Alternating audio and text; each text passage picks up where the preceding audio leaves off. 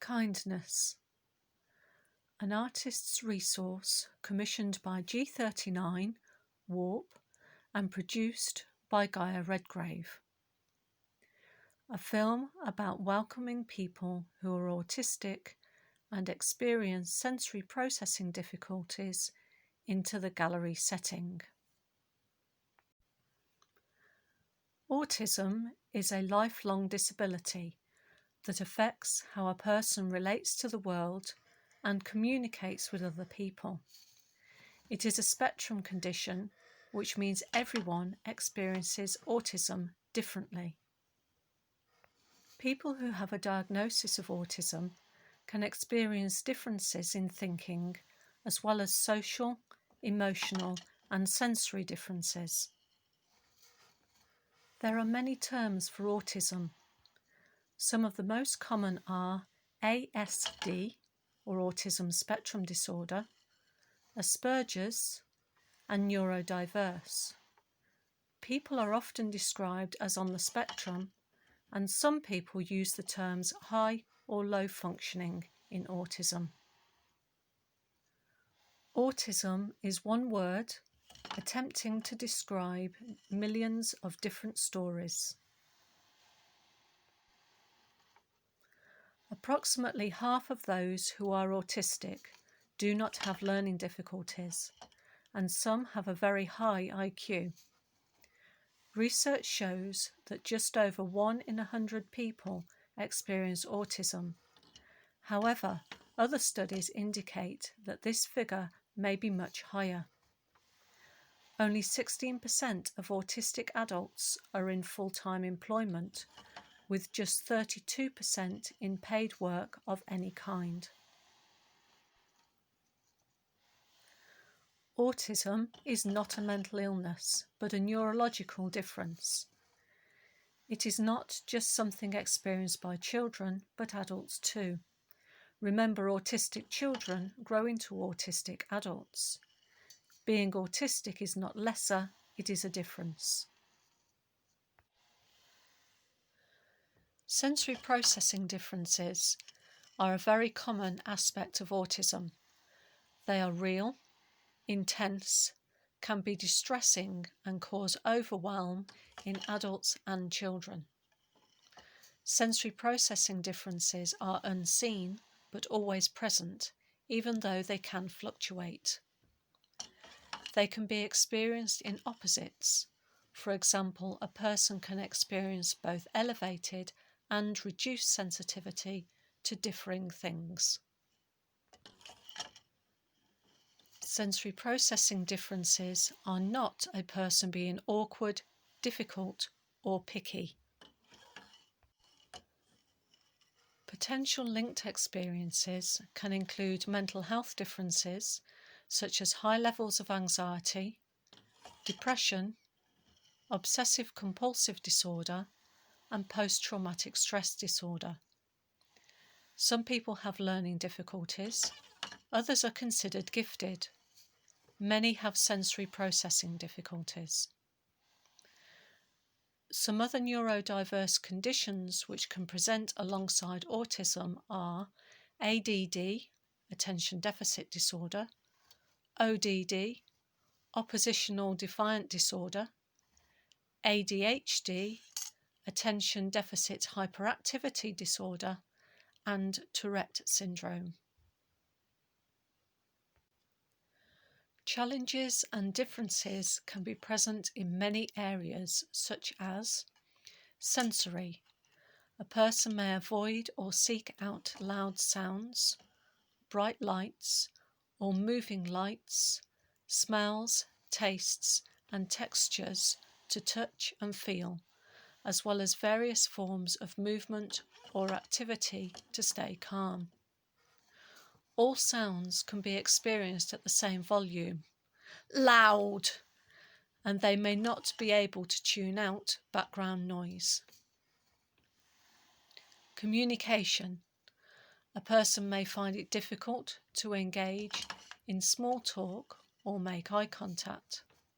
They may appear uninterested in what you are saying, even when they are listening intently. They may have difficulty understanding other people's intentions and meaning in conversation, as they take comments literally and do not understand metaphors. There is a need for clarity and understanding of detail. Often people who are autistic prefer honesty, straightforward language, and wording that is to the point.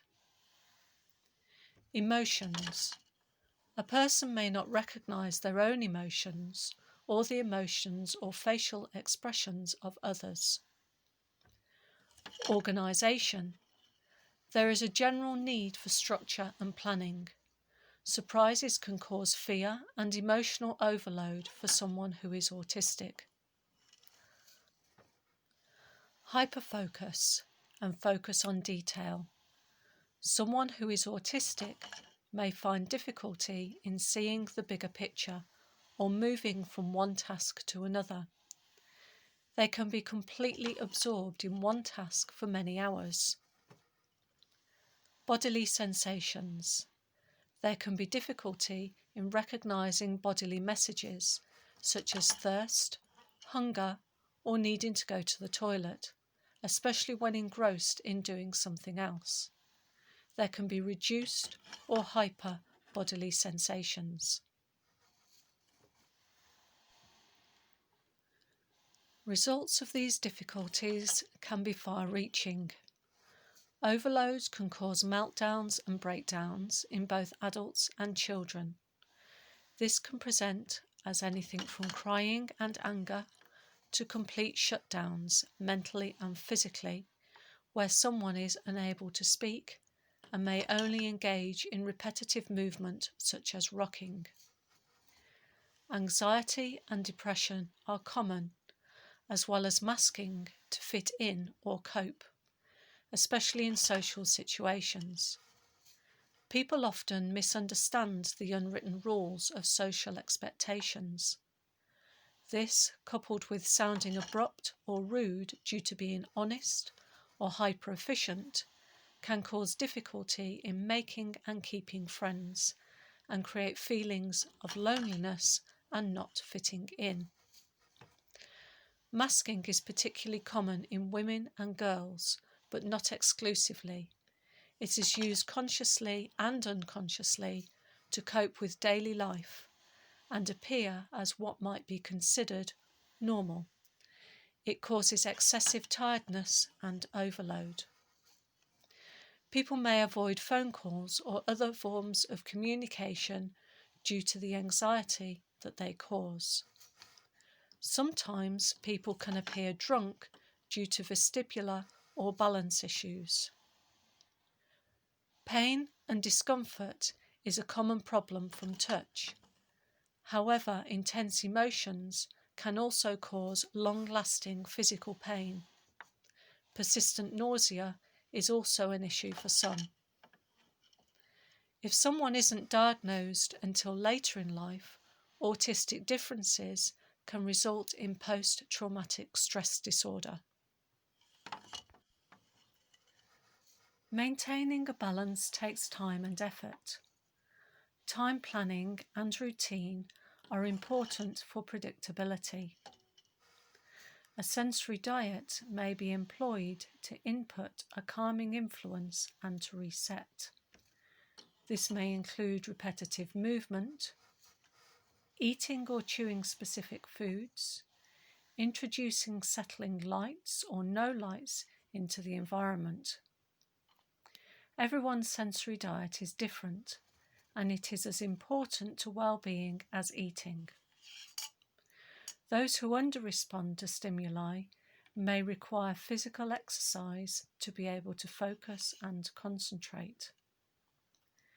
Stimming is used consciously or unconsciously by many to calm or focus. Such actions may include fidgeting while seated or standing, chewing, flapping hands, rubbing fingers together, etc. Time to focus on interests is especially important. Some people require time doing activities that involve patterns, lists, or ordering. Often weighted blankets, proprioceptive exercises, or tightly fitted clothing are used to calm and get a sense of self. The use of noise-cancelling headphones, earplugs, and caps or tinted glasses to shield from lights are useful. Avoidance of overstimulation is key. There are many positive aspects to autism, such as loyalty and honesty, the ability to notice detail that others may not, and remember processes, as well as the ability to focus intently and amass a vast knowledge of a subject that is of interest. Those who are autistic can often find solutions to problems that may not be seen by someone who is neurotypical or not autistic. Gallery space poses many challenges. The hard surface accentuates every sound emitted from visitors and the artwork itself. The light can be too bright due to most surfaces being white and the use of spotlights.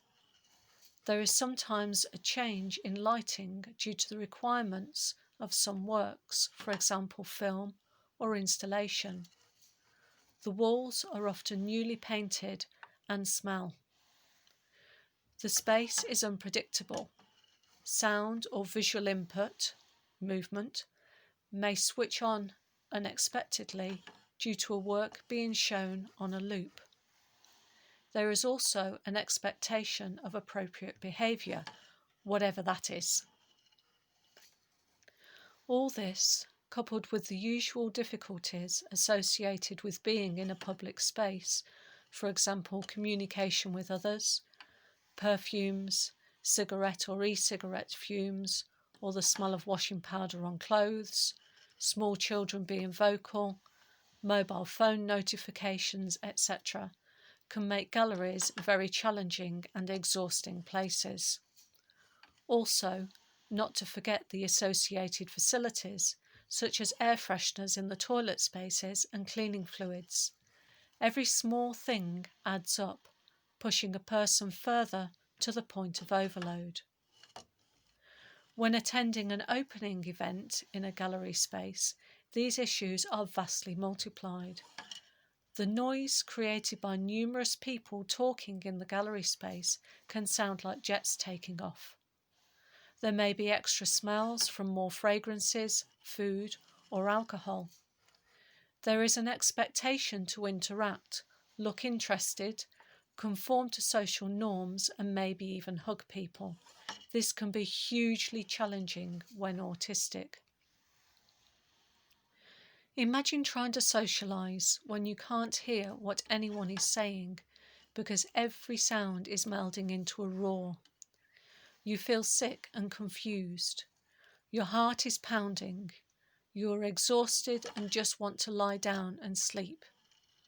You need to self-regulate with exercise, but have made the assumption that it's not appropriate behaviour because someone in the past has criticised or laughed at you. Your muscles are starting to shut off and your words are slurred due to standing next to someone who is wearing perfume. So you mask to look as if you're okay and considered normal. You feel far from normal. You feel far from yourself. You need to leave, but you don't know how to, as someone is talking to you and you are expected to be there because you are the artist exhibiting, or networking is important to be able to get on. You can finally leave. You get in the car and cry. You need to sit for a long while as you are unable to drive home. Eventually you get home, exhausted and fragile. The next day is a blur. You are unable to function, and this may be the case for a few days.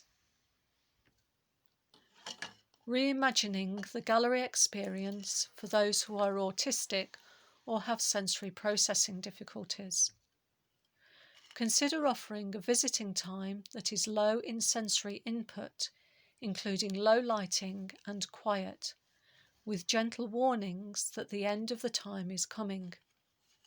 Make sure that there is time to leave before the environment changes. Provide a space away from the gallery that is calming and low in sensory input. Ensure any nearby lights or sounds do not impact on the calming space. Provide warnings of sensory input that may be loud, changing, or unexpected. Consider the impact of recorded and environmental sounds, smells, lights, etc. Offer samples of textured aspects of the exhibitions for visitors to feel or smell. This could be fabrics, paints, and other surface finishes or materials used in the exhibit construction. Have ear defenders available to visitors to minimise sound input.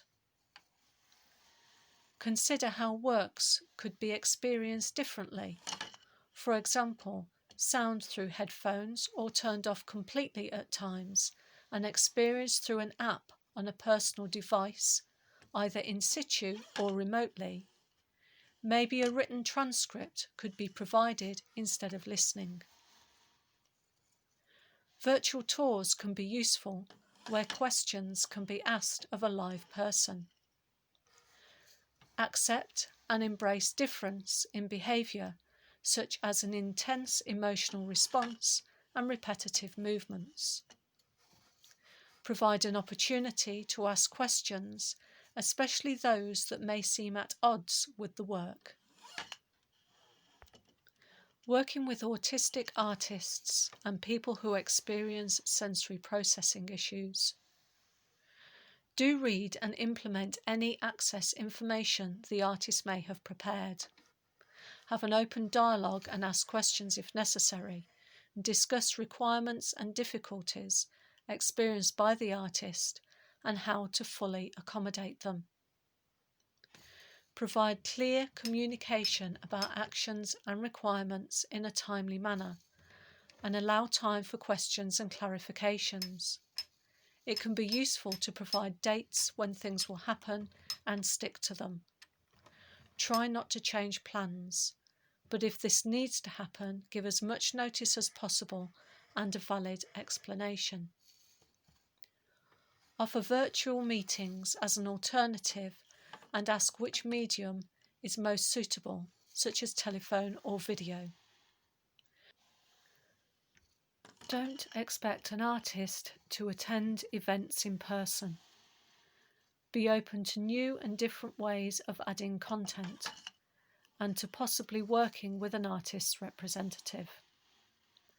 Provide quiet space away from overstimulation, time for sensory regulation, and prior warning of additional sensory input, for example, building work, painting, or fire alarm tests.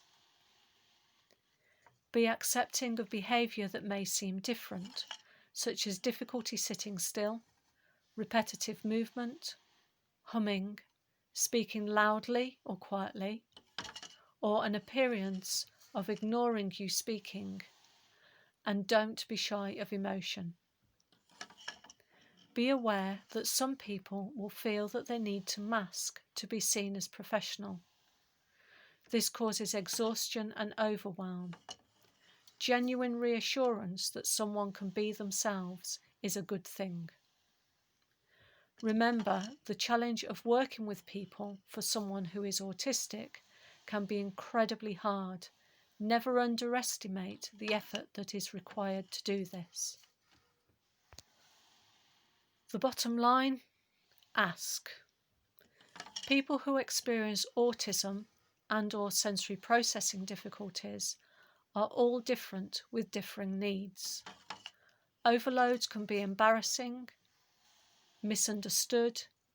It can cause post-traumatic stress disorder and other mental health challenges. Not all have a diagnosis. Really, It's just about being kind.